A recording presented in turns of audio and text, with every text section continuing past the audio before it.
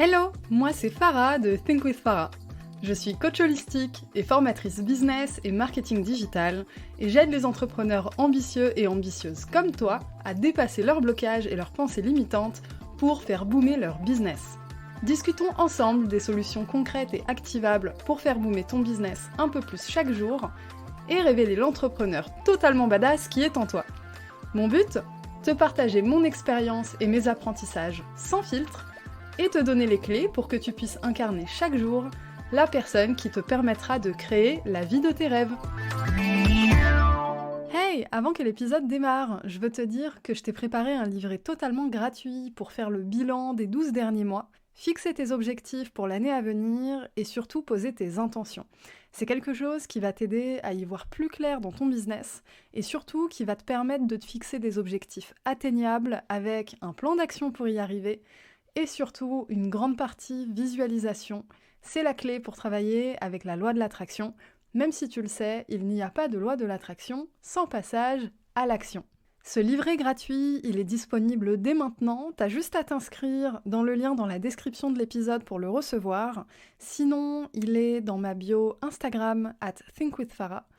Et sinon, tu peux aller directement dans ta barre URL et taper coach.thinkwithfarah.com/pause-t-intention. coach.thinkwithfarah.com/pose tes intentions avec un tiret entre chaque mot. Sur ce, bonne écoute!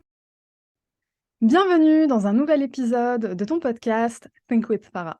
Aujourd'hui, sur le podcast, je ne suis pas seule. J'ai le plaisir d'accueillir Amel, qui est hypnothérapeute. Salut Amel! Salut tout le monde.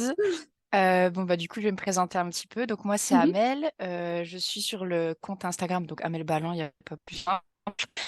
Donc, moi, je suis psychopraticienne et hypnothérapeute. Bon, je dis thérapeute pour que ça aille plus vite. Et du coup, voilà, c'est ma pratique. Donc, moi, je pratique la psychothérapie avec ces outils-là. Donc, l'essai, la psychologie positive et l'hypnothérapie. Trop bien. Et bah du coup, aujourd'hui, on va consacrer cet épisode à l'hypnose dans sa globalité. Euh, je veux bien que tu nous parles déjà de ton expérience avec l'hypnose, comment Mhm. t'es tombée dedans, entre guillemets, quelle a été ta première expérience et comment t'es devenue, toi, hypnothérapeute. Et ensuite, j'expliquerai aux entrepreneurs qui nous écoutent pourquoi c'est important. Ok. Alors, du coup, honnêtement, moi, je suis tombée dans ça de manière totalement hasardeuse. En gros, il y avait quelqu'un qui m'a invitée à un espèce de conférence, on va dire, sur l'hypnose donnée par l'école de formation qu'ensuite j'ai suivie. Et j'étais en mode, bon, on va aller juste voir comment ça se passe, un petit peu la curiosité, parce que moi aussi, j'avais les idées de, ouais, l'hypnose de spectacle, on va hypnotiser, ça va être trop cool et tout. Donc, j'y suis allée et beaucoup d'explications sur ce que c'était du coup l'hypnothérapie, qui du coup n'est pas du tout pareil que l'hypnose de spectacle.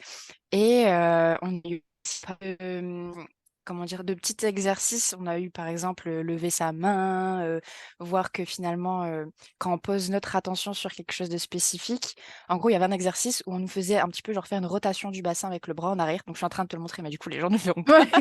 Et du coup, Imaginez Amel en train de tendre son bras et de le mettre derrière elle, comme si elle faisait un étirement à la voilà, salle de sport. exactement. Du coup, on avait une première phase comme ça, donc on voyait à peu près jusque où on arrivait notre bras, on arrivait à mettre notre bras en arrière. Et après, avec cette petite exercice d'hypnose, on a vu qu'en fait, on arrivait à le mettre beaucoup plus en arrière. Et en fait, c'était plein de petits trucs pratiques comme ça. Je me suis dit, ah, mais c'est fou quand même ce que peut faire et tout. Et puis après, ils ont parlé d'argent parce que forcément, pour moi, à ce moment-là, du coup, j'étais en train de terminer ma licence en psycho. J'ai en mode, j'ai pas d'argent pour faire pour faire ce genre de truc. Donc voilà. Et ils m'ont dit, non, mais en fait, les personnes en dessous de 25 ans, c'est gratuit. Bon, forcément, je sautais sur l'occasion. Je me suis dit, ça va être tellement un outil pour moi dans mon travail de thérapeute, etc. Et c'est comme ça que je me suis retrouvée pendant 3 mois, voire même plus, à appeler quasiment tous les jours en mode, est-ce qu'il y a encore une place, s'il vous plaît, prenez-moi.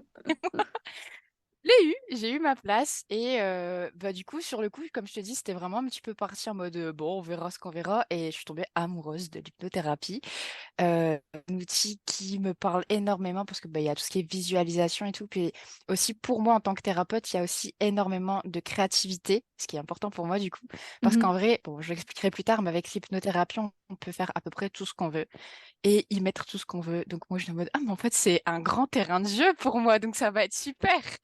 Et du coup, voilà, c'est comme ça que j'ai entamé tout mon processus de certification d'hypnothérapeute et voilà, je l'ai aujourd'hui. OK, trop bien. Du coup, tu accompagnes, les personnes, sur quelle sphère? Est-ce que c'est, par Alors, exemple, les traumas, les phobies? À quel niveau l'hypnothérapie peut aider? alors honnêtement, je fais pas ça pour faire gourou, mais c'est quasiment sur tout. OK. C'est ça qui est trop cool. Moi, dans mon cas particulier, souvent, j'ai mes patients qui viennent en tant que enfin, pour une psychothérapie, qui Mmh mh. ensuite disent: «Ah mais en fait, peut-être que l'hypnose pourrait aussi». Donc j'ai de tout. Il y a des gens aussi qui viennent juste pour l'hypnose. Il y a par exemple, gestion des émotions, enfin comment mieux les vivre et cetera. Mmh. Il y a, changer un comportement. Par exemple, moi, en tant que personne, j'avais fait, par exemple, me ronger les ongles et ça a marché du tonnerre. Il y a quoi d'autre? Il y a des phobies, il y a pas mal de traumas aussi, moi, de mon côté perso. Mais vraiment, on peut faire beaucoup, beaucoup de choses. Je sais qu'il y en a d'autres qui le prennent pour, par exemple, les sportifs. Heu, il y en a je sais qu'il y en a on fait pour le tabac, que je ne fais pas et je sais qu'il y a aussi, certaines choses pour, du coup, les troubles du comportement alimentaire que je ne fais pas non plus parce que c'est pas mon truc. Mais OK. voilà, on peut faire vraiment beaucoup de choses, donc à voir comment la personne se spécialise et qu'elle ne fait pas, enfin, je trouve qu'en fait, quand on fait un peu trop de tout, on f peut-être c'est un petit peu moins spécialisé, mais du coup, voilà, dans mon cas, c'est quand même large et c'est surtout par rapport aux problématiques que je vois en psychothérapie. Mmh. C'est hyper intéressant ce que tu dis parce que c'est des problématiques que les entrepreneurs rencontrent aussi, le fait de devoir se spécialiser d'une certaine manière et pas s'éparpiller et tout faire en même temps. Ouais. Du coup, je pense qu'avec l'analogie pour les hypnothérapeutes, les entrepreneurs qui nous écoutent, vous avez compris. Prenez le temps de vous nicher. C'est une petite parenthèse, une boulette que je drop comme ça. C'est toujours pris. C'est ça, mais du coup, revenons à l'hypnose. Parce que du coup, si je t'ai fait venir aujourd'hui, c'est certes pour présenter l'hypnothérapie, parce que je pense que c'est un outil extrêmement puissant. Oui. Travailler sur le subconscient, c'est, j'ai envie de dire, le truc essentiel quand on a envie de changer certains aspects de notre vie en profondeur, de Mmh. reprendre aussi le pouvoir sur, certains aspects de nous-mêmes. Et il y a une branche de l'hypnose que je trouve, très intéressante et qui, je pense, va pouvoir beaucoup aider les entrepreneurs qui nous écoutent. Alors bien sûr, c'est à moindre mesure, c'est les personnes qui nous écoutent ne sont pas, hypnothérapeutes, professionnels, mais j'aimerais bien que tu nous parles un peu de l'auto-hypnose. C'est le Ouais. fait, de, entre guillemets, «s'hypnotiser soi-même», à moindre mesure Mmh. bien sûr, mais ça reste une pratique sérieuse, donc j'ai envie que tu expliques un peu comment ça marche, dans quel cas on peut l'utiliser et dans quel cas, ben, c'est peut-être préférable d'aller voir, un ou une hypnothérapeute plutôt que s'amuser à jouer avec son subconscient. Oui. Alors bon, bah, du coup, disclaimer, tout ce qui est, alors trauma, tout ce qui est phobie, tout ce qui est: «Oui, je me souviens que dans mon enfance, il y a dû se passer quelque chose, mais j'ai pas le souvenir, donc j'ai envie d'aller le chercher». Mauvaise idée. Ouais. C'est pas que c'est impossible, bien que c'est plutôt compliqué parce que du coup, en fait, si c'est caché dans votre inconscient, c'est qu'il y a une raison. D'où le fait qu'on passe par un thérapeute pour que lui passe, entre guillemets, «entre les mailles du filet» et que tout ça ne vous revienne pas à la figure. Mmh. D'ailleurs, petite parenthèse pour moi qui est du coup parce que du coup dans ma formation, en gros, on avait beaucoup de moments où on était du coup sujet, donc c'était nous qui étions en hypnose. Oui. On a eu aussi les protocoles sur les traumatismes et l'un des trucs qui peut arriver, sur ce genre de protocole, c'est qu'en fait, on se rassocie au traumatisme. Alors ça peut être des visions, ça peut être des sensations, enfin voilà, c'est pas cool. Mmh. Voilà, donc on évite, c'est pas intéressant. Surtout que du coup, ben, si ça se passe très, très mal sur des sujets aussi lourds, bah, après on n'a plus envie de le faire donc bah, c'est un peu genre, tout casser pour rien, quoi. C'est Donc voilà, ça. tout ce qui est, on va dire, sujet très lourd, donc phobie, trauma, aller chercher des souvenirs, je ne sais trop quoi. Non, mauvaise idée. Par contre, vous avez encore plein de choses à faire du coup, bah, les pensées, limitantes, votre comportement, votre créativité, votre, confiance en vous. Quoi d'autre? Franchement, on peut faire énormément de choses, donc c'est super cool. Hem, Aussi du coup pour les entrepreneurs, je pense aussi du tout ce qui est, concentration, Mmh. mémorisation, puis aussi du coup parce qu'on joue aussi beaucoup sur la visualisation. donc se visualiser en train de réussir, tout ça pour vraiment mettre un peu genre le mindset de gagnant finalement. Du coup, voilà, franchement, toute cette panel-là, amusez-vous. L'autre panel un peu plus sombre, n'y touchez pas trop. Oui, on laisse ça entre les mains de professionnels. Voilà. On va pas s'amuser à foutre le bordel dans son subconscient. Mais par Ouais, contre, non. pour, on va dire, Surtout que tout ce qui est finalement optimisation du quotidien, en fait. voilà. Franchement, genre sur ce coup-là, enfin, je me dis, il y a tellement de choses à faire. Et puis, c'est pas en mode vous le faites une fois et puis du coup, il n'y a plus rien à faire. C'est toujours à améliorer. En fait, il y a toujours quelque chose à faire, à dire, bah là, j'aimerais que ce soit plutôt comme ça, etc. Donc, vous avez déjà beaucoup à faire de ce côté-là, donc restez du côté de la lumière. Trop bien. Alors, du coup, est-ce que tu peux nous aider à comprendre comment on fait pour entrer dans un état d'hypnose ou d'auto-hypnose? Je ne sais pas si c'est les mêmes protocoles. Qu'est-ce qui fait que on arrive à passer du conscient au subconscient? Avant, j'ai une question, j'avais lu quelque part, je ne sais pas si tu peux confirmer ou pas, mais que l'hypnose est un état naturel du cerveau et qu'on entre tous plus ou moins une quinzaine de fois en état d'hypnose dans la journée, sur des très, très, courtes périodes de temps. Mais par exemple, quand tu conduis et à un moment, tu oublies que tu es en train de conduire et puis, tu vois, tu es en train de Ouais. reprendre Ouais, ouais, possession ouais. de ton corps et tu es en mode: Ah ouais, j'étais là, moi. Ouais, c'est ça. Oui, oui, oui, c'est tout à fait vrai. C'est pour ça que je dis à chaque fois que en fait tout le monde est, enfin, je crois il y a que genre seulement 10% qui n'est pas très réceptif à l'hypnose, mais sinon tout le monde est réceptif à l'hypnose parce que justement c'est un état naturel du cerveau. D'ailleurs, c'est un état de conscience modifié naturel, comme quand on dort, comme quand on médite, comme quand on rêve. Donc c'est tous des aspects. Ça fait partie de cette famille-là. Donc oui, c'est naturel et donc plus accessible encore. OK, alors du coup, là, on a eu l'exemple du cerveau qui se met un peu en mode, hypnose en automatique, sans qu'on ait Mhm. le contrôle ou la volonté. Heu, Quand tu as envie d'entrer en état d'hypnose, toi, en tant qu'hypnothérapeute, est-ce que tu suis toujours un même protocole? Est-ce que c'est quelque chose, de simple que tu pourrais nous résumer? Est-ce que c'est quelque chose d'extrêmement complexe?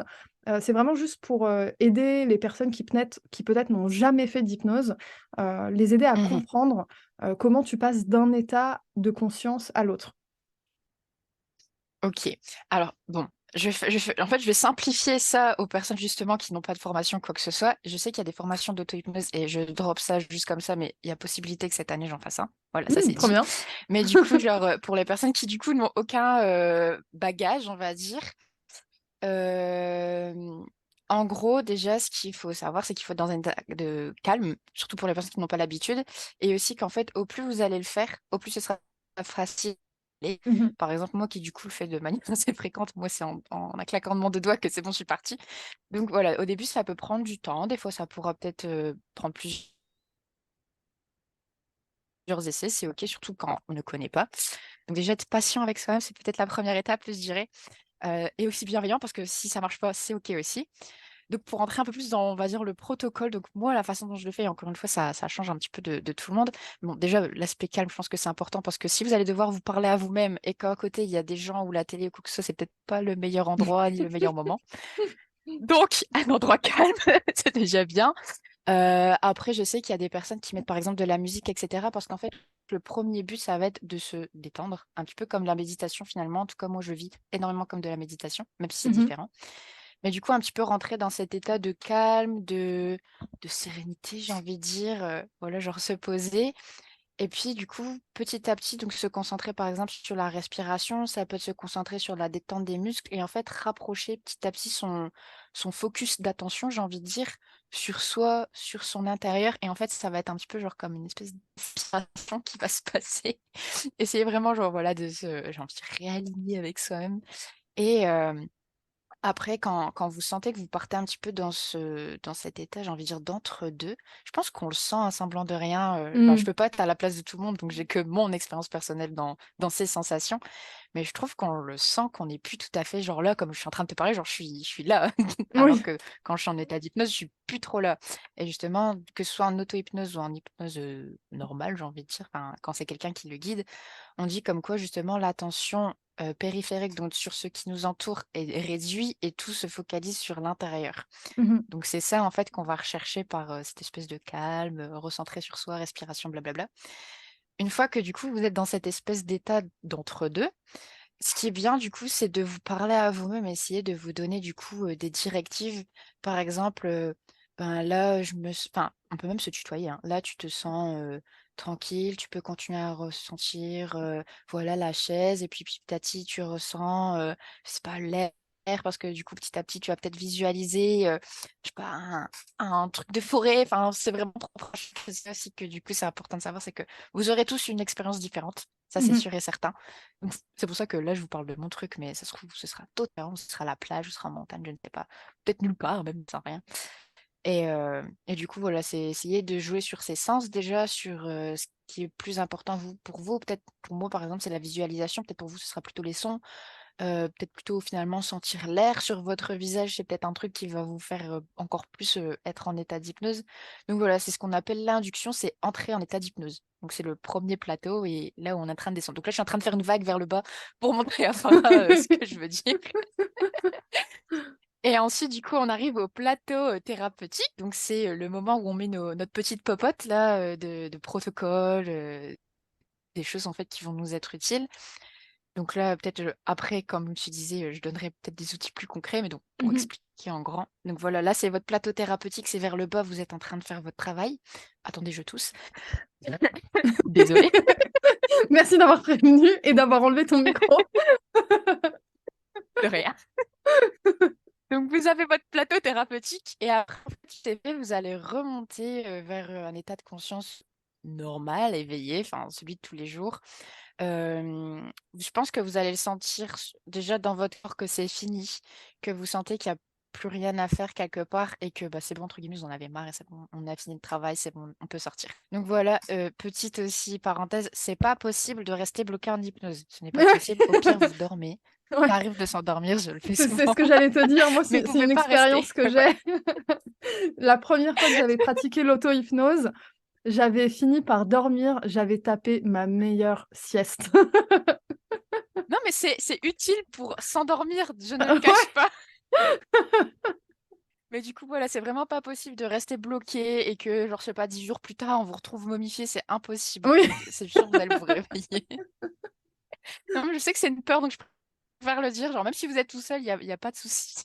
oui, oui, on peut pas rester là-dedans, comme tu dis, au pire, on dort et on se réveille, quelques heures après, on a bien dormi, quoi. Voilà, Du exactement. du coup, évitez de faire de l'auto-hypnose avant des rendez-vous importants. Oui, oui, On sait jamais. mauvaise idée. Ou alors, faut vraiment, genre, être assis et être sûr que ça va aller, quoi. Pas Oui, commencer à limite se mettre à avoir, moitié quelqu'un couché. qu'on prévient, pour venir nous secouer l'épaule à un moment. Et Bah ouais. c'est marrant ce que tu as dit quand tu te concentres sur l'intérieur et que tu commences à vraiment entrer dans cet état, d'hypnose un peu et d'arriver sur le plateau, tu parles des sensations physiques. Là, moi, je peux parler de mon expérience personnelle, Mhm, parce que j'avais pratiqué l'auto-hypnose, pendant un temps et je fais ça allongé et d'un coup, tu as l'impression de peser 3 tonnes. Enfin, je dis «tu», c'est mon mhm, expérience personnelle, je sais pas si c'est l'expérience de tout le monde, mais tu as l'impression de peser 3 tonnes, et moi, j'ai la sensation d'avoir la tête, qui part un peu vers l'arrière avec les yeux aussi, c'est qu'une sensation, de l'extérieur, il se mhm. passe pas grand-chose, mais de vraiment sentir, en fait, que tu es aspiré vers l'intérieur. C'est un peu cette sensation-là, Ouais. et un conseil qu'on m'avait donné à l'époque, c'est, hem, entre guillemets, de «suroxygéner» son cerveau, enfin vraiment de prendre de très, très grandes inspirations. Hem, je sais pas ce qui se passe par cet afflux d'air, mais de toute façon, comme quand on commence à méditer, on prend de plus grandes inspirations, Mhm, et expirations accessoirement aussi pour induire la détente. Mais du coup, on m'avait recommandé de vraiment prendre de très, très grandes inspirations. Et ce qui s'était passé pour moi, c'est que j'avais atteint un niveau de conscience de moi-même tellement fort à ce moment-là que j'entendais mon sang circuler. Ah ouais, quand même. Ouais, ouais, Ouais. ouais, ouais. Donc et Et ça, ouais. ce n'était qu'avec de la respiration au début. J'avais pas, à l'époque, les conseils que tu es en train de donner sur, te parler, guider, ton «voyage» entre guillemets, je j'avais pas ça, j'avais juste le Ouais, c'est conseil de ça. la respiration et juste avec ça, c'était une expérience, vraiment incroyable. Mais du coup, pour la respiration, alors c'est qu'une ma théorie personnelle, je suis pas allée, je viens pas de faire une recherche, tu vois. Mais je me Ouais, dis, je pense que déjà, comme tu disais, le fait qu'en fait tu oxygènes autant ton cerveau, déjà ça va mieux le faire fonctionner parce qu'il y a plus d'énergie entre guillemets. oui. Et aussi, du coup, il est encore tendu, donc il va pouvoir être se sentir plus sécure en mode, bah, en fait, oui, je peux me recentrer sur moi-même et Mmh. mon extérieur ne va pas commencer à, je sais pas, s'écrouler sur moi-même ou quoi que ce soit. Donc Oui, oui, finalement, c'est un voilà. message où tu es en pleine détente et focus Ouais, sur ouais, toi, quoi. exactement. Mhm. OK, alors du coup, pour revenir sur guider L'auto-hypnose. l'auto-hypnose. Donc déjà, petit tips, vous respirez bien. Ça Oui, envoie un message à votre cerveau que vous êtes en sécurité. Très, exactement. très important.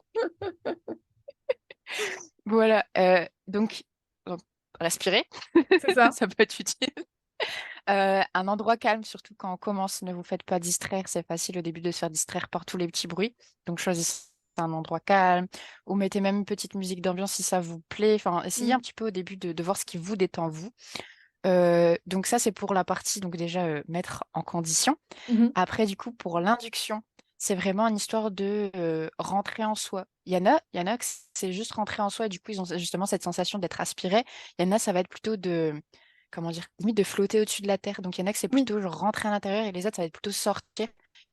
Les personnes qui font de l'anxiété, c'est mieux de sortir de son corps, entre guillemets, Mmh, parce très que bon du coup, conseil. ça enlève le focus de soi et justement Oui. peut-être de ses sensations, le cœur qui veut tout. Il y en a, je sais, qui vont faire une crise d'angoisse avec ça.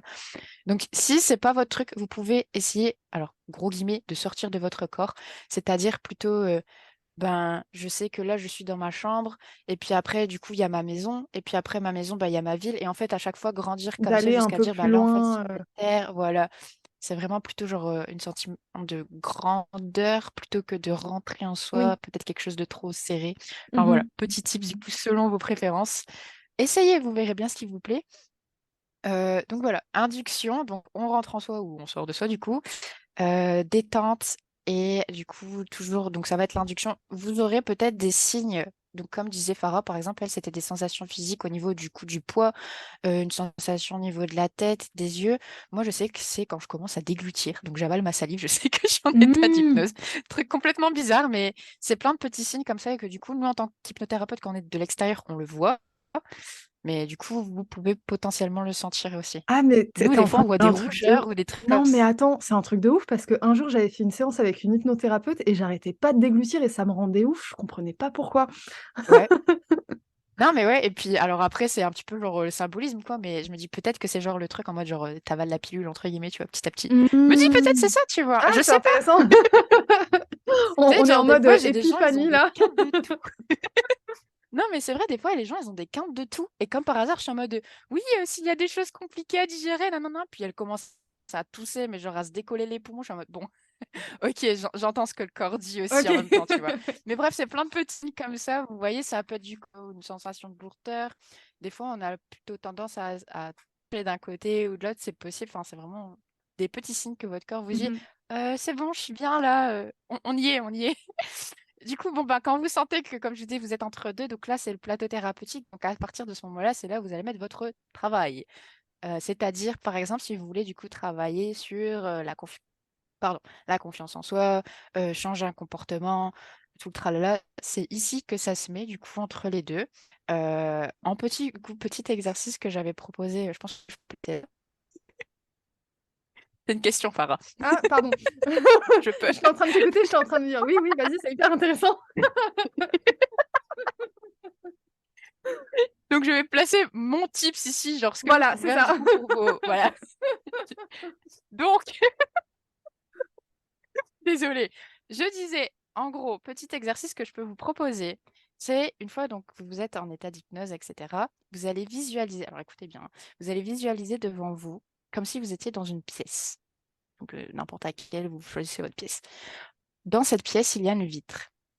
On va dire une vitre, un peu genre comme, à double teinte là, un peu comme genre les trucs, d'expérience ou je sais pas trop quoi. Toujours, J'avais c'est que exactement des ça en tête. suggestions. Voilà, c'est ça. Et il faut savoir que ce que je suis en train de vous dire là, c'est une suggestion. Si vous, ça vous met mal, vous trouvez un autre truc qui ressemble un peu à l'idée.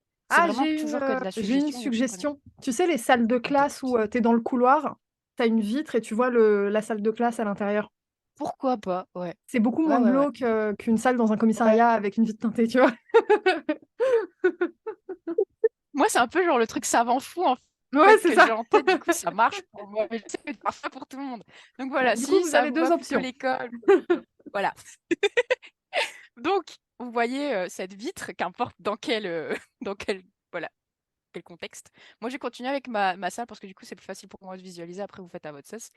Donc vous avez votre vitre et de l'autre côté de cette vitre, vous voyez vous, donc un clone de vous. Voilà. Et par exemple, je sais pas, vous avez, je sais pas, des difficultés à remplir vos papiers administratifs, exemple. Je sais qu'il y en a beaucoup, c'est ça. Ouh, je prends ça comme un pic personnel. Par exemple.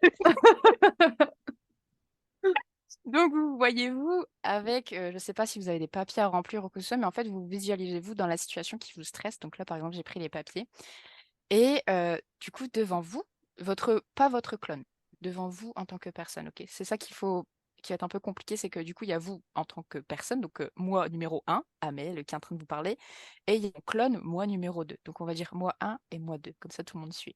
Mmh mh. Donc moi 1, dans sa salle, a devant elle un espèce de ça peut être des boutons, ça peut être, un truc de DJ, en fait, vous voulez, c'est un truc qui, en tout cas, va vous aider à régler des choses, mettre des paramètres dessus. Donc moi 1, je regarde mon clone, moi 2, j'espère que les gens vont suivre et je me dis: «Ben, moi 2, elle a grave besoin peut-être de se détendre, donc elle a besoin de détente et moi avec mon petit plateau là, je vais ajouter un petit peu de détente» et puis, donc vous vous voyez en train de bouger, c'est vraiment ça la visualisation. Ça peut être aussi, vous sentez du coup, je sais pas, la manette dans vos mains, vous pouvez peut-être entendre du coup le cliquetis du truc. Vraiment toujours essayer de rendre ça, encore plus vif en fait. Mmh. Donc moi 1, je suis en train de jouer au DJ avec, les paramètres de moi 2, donc le clone.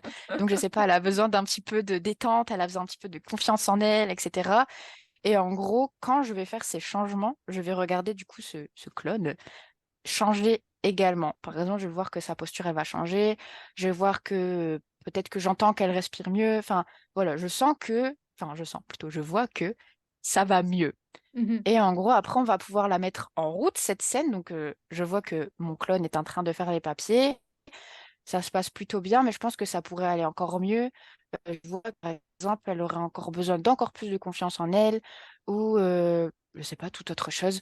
Rebelote, vous recommencez à faire vos petits tas, vous changez vos paramètres et vous vérifiez si, du coup, le comportement, les sensations que vous donnez, du coup, à ce clone vous convient et selon vous, est-ce que ça lui convient elle aussi?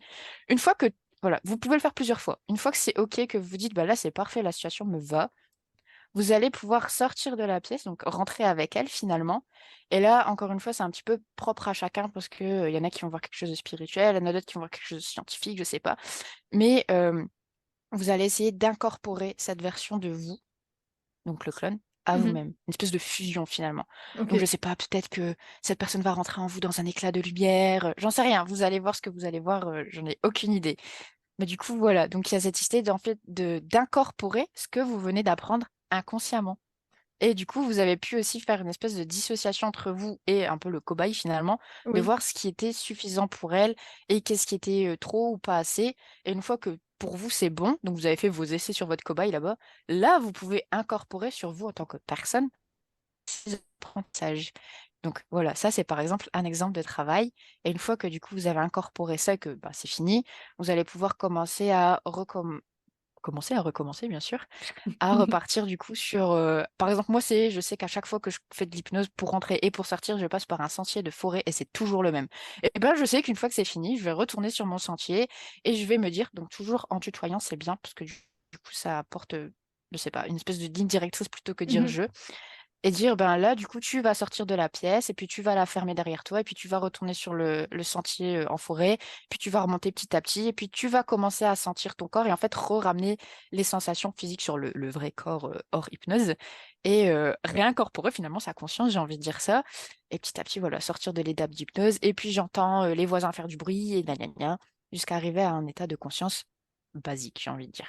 OK. Voilà, C'est hyper intéressant ce que tu as décrit parce que, j'ai l'impression que ça permet aussi de mettre de la distance avec, exactement. certaines problématiques qu'on a. C'est-à-dire que d'un coup, ce ne sont plus tellement nos problématiques, mais ce sont les problématiques de notre clone, de notre moi numéro 2, qu'on peut régler Mhm. et on a le contrôle en plus sur comment on veut régler ça. Exactement. Je trouve Et on ça joue beaucoup aussi hyper sur la puissant. dissociation. Ouais, ouais, ouais. Et on joue Ouais, beaucoup, comme je te dis, avec la dissociation en hypnose, par exemple, même dans les trucs plus lourds, comme je disais, par exemple, les traumas. S'il oui. faut, même par exemple, au plus c'est lourd, on plus va mettre de distance. Par exemple, dans les protocoles de trauma, il va voir toi, donc moi un. Il va voir moi un qui regarde moi 2. Le moi 2 regarde moi 3 et le moi 3 regarde la scène. Et en fait, toi, tu n'as Mmh. Oui, aucun tu lien avec ce qui est en train de se passer. Tu es à des milliers d'années de là et tu regardes même pas, tu regardes la personne qui réagit à la personne qui regarde. qui ouais, Et voilà, c'est vraiment au plus on va mettre de distance, au mieux. Enfin, mieux c'est selon les cas. Il bien y en a sûr. d'autres, autant être pleinement ici. Mais du coup, là, pour changer un comportement, c'est bien parce qu'en fait, on a un regard extérieur de nous. Par exemple, je sais que pour tout ce qui est sportif, etc., ben, du coup, il y a un protocole qui va dire, OK, ben, donc tu te vois toi, et à côté de toi, tu vois, je sais pas, le joueur de foot que tu as envie de ressembler dans sa technique. Mmh. Et ben, tu vas dire, ben, je prends, je sais pas, son coup de pied, je le mets là, et puis, OK, ben, du coup, comment il se tient? Est-ce que sa posture, elle a changé? L'écart entre ses jambes, enfin, je sais pas, des trucs comme ça. Et en fait, c'est le recul que tu as, le regard extérieur, même sur le corps, qui, du coup, aide aussi beaucoup sur, bah, sur certaines problématiques, du coup, et voilà. Parfois, c'est pertinent, parfois, ça l'est moins, mais dans tous les cas, ça fait pas de mal. Oui, c'est ça. Je retousse. Du coup, ce que je retiens finalement, c'est que, à part quand il s'agit de travailler sur, des gros traumas ou des choses vraiment très ancrées, très profondes, finalement, heu, ça peut valoir le coup, d'essayer ça un peu comme on pourrait pratiquer la méditation ou, tiens, j'ai une question en termes de fréquence. Parce que la méditation, par exemple, c'est recommandé de la pratiquer chaque jour.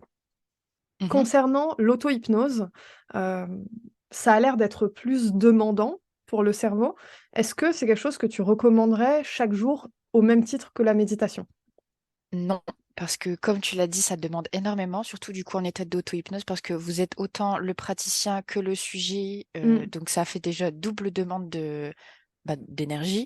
Et aussi, ce qu'il faut savoir, c'est que c'est pas parce que aujourd'hui vous faites le protocole, votre travail sur vous, que vos changements vont se faire aujourd'hui, ça se fait bien petit à sûr. petit. Et c'est par exemple, je sais pas, le mois prochain ou même dans 2 mois, que vous allez dire, ah bah c'est marrant, ça a changé. Mmh, Donc en fait, il faut laisser le temps aussi à votre cerveau de digérer et de mettre en place les changements. Parfois, il ne trouve pas tout de suite les solutions.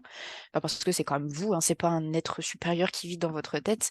C'est vous qui devez du coup trouver vos solutions petit à petit de manière inconsciente, certes, mais il faut que ça se travaille. Moi, par exemple, je sais qu'avec mes patients, je mets 3 semaines au minimum entre nos séances d'hypnothérapie. Donc, c'est possible qu'on se voit entre-temps pour de la psychothérapie. Mais de l'hypnothérapie, je mets 3 semaines parce que je me dis, bah, c'est bien comme ça. Eux, ils ont le temps de faire leur petit bonhomme de chemin inconsciemment dans leur tête et mmh, que, voilà, ça se digère, et cetera. Pour tout ce qui est trauma, des fois, je mets un peu plus de temps parce que je sais que c'est encore plus lourd, comme je le disais. mmh. Mais en général, je me dis au moins 3 semaines. Et pareil, bah, je crois que ouais, tu as dû le voir. En gros, moi, je vends par exemple un protocole d'hypnose qui est du ménage de printemps. Je conseille pas non plus de le faire tous les jours parce que ça sert à rien. Le ménage sur le printemps, du coup, c'est un ménage intérieur. Donc pareil, on fait la razzia au niveau inconscient, etc. Bah, ça sert à rien de le faire tous les jours, laisser le temps de dépoussiérer, je C'est sais pas, clair. la poussière de s'évacuer ou quoi que ce soit. Mais du coup, voilà, c'est moi, je trouve que c'est bien. Après, si vous, vous en ressentez le coup de faire autre chose, en gros, ça sert à rien de forcer, genre en mode, ah, j'ai pas confiance en moi, je vais faire tous les jours jusqu'à ce que j'ai un résultat. Ça sert à rien. Ouais, Euh, voilà. Du coup, pourquoi pas faire, admettons, je sais pas, aujourd'hui, je me sens d'attaque pour faire, je sais pas, confiance en moi. Et puis peut-être la semaine prochaine, je me sens aussi d'attaque pour faire, je sais pas, concentration. Pourquoi pas? Pourquoi pas? oui, C'est aussi à vous écouter, vous, finalement. Écoutez c'est votre ça. énergie et. Mhm. Ouais, Donc voilà, exactement. fréquence en général, je dis. 3 semaines, mais si vous voulez faire un petit peu plus court, pourquoi pas, mais dans tous les cas, ça sert à rien de s'acharner sur une problématique. Non, c'est sûr et puis je pense aussi que, l'hypnose qu'on fait avec, un ou une hypnothérapeute et l'auto-hypnose, c'est pas forcément au même niveau, surtout pour les Mmh, personnes qui en font pour la première fois. Du coup, tout à fait. il y a peut-être moins besoin d'espacer autant parce que, le travail va être, moins profond sur des choses moins difficiles aussi. Pour le cerveau, Mmh. ça va plus être de l'optimisation finalement, heu qui peut tout à fait être, couplé avec des exercices beaucoup plus pratiques, en pleine conscience, cette fois, Oui, le reste du temps. oui, et du coup, comme tu le dis, c'est que, ben, il y a pas le même niveau de surtout pour, on va dire des novices, j'ai envie de dire ça comme ça, pour des gens qui commencent et cetera, évidemment, il y a pas le même niveau. Peut-être que pour vous, au début, vous aurez l'impression d'être très conscient finalement Mmh, de ce qui est en train de se passer et c'est OK aussi. Ça va être petit à petit que vous allez comprendre le truc et surtout le ressentir. Moi, pour pas peine, c'est plutôt dans le ressenti. Mais oui, du coup, c'est tu as raison, je plus sois.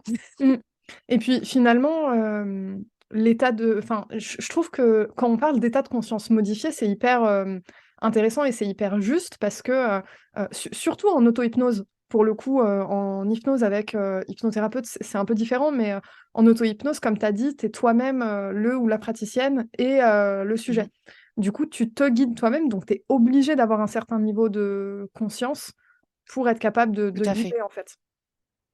Ouais et aussi, c'est le fait que, en fait, quand on le fait à soi-même, on aura malgré tout notre inconscient qui va venir nous bloquer sur certains trucs. Oui, Parce que même si oui, on est en auto-hypnose et même si oui, voilà, on est en train de parler avec notre inconscient, et cetera, bah, il va continuer de protéger certaines choses. mmh, Donc même nous, de manière consciente, quand on se guide, il va y avoir des trucs auxquels on va pas penser ou enfin, je sais pas, je pense que vous comprenez ce que je veux dire, j'ai l'impression. oui, c'est très clair.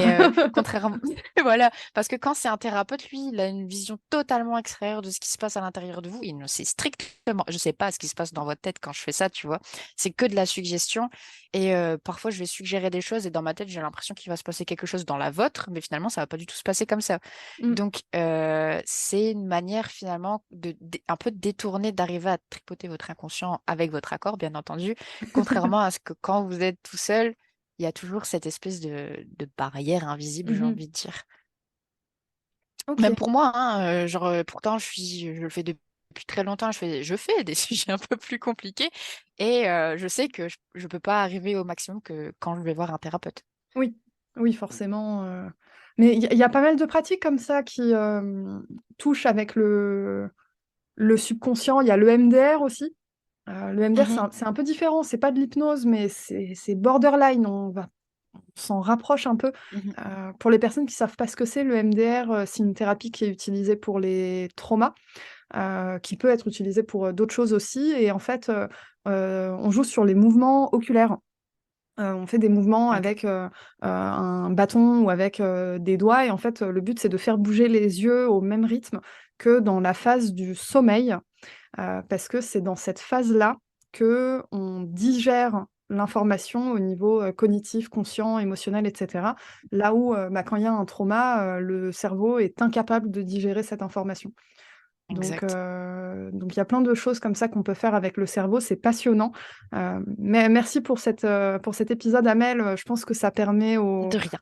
à nos auditeurs et auditrices de se rendre compte que, elles peuvent vraiment, reprendre leur pouvoir personnel.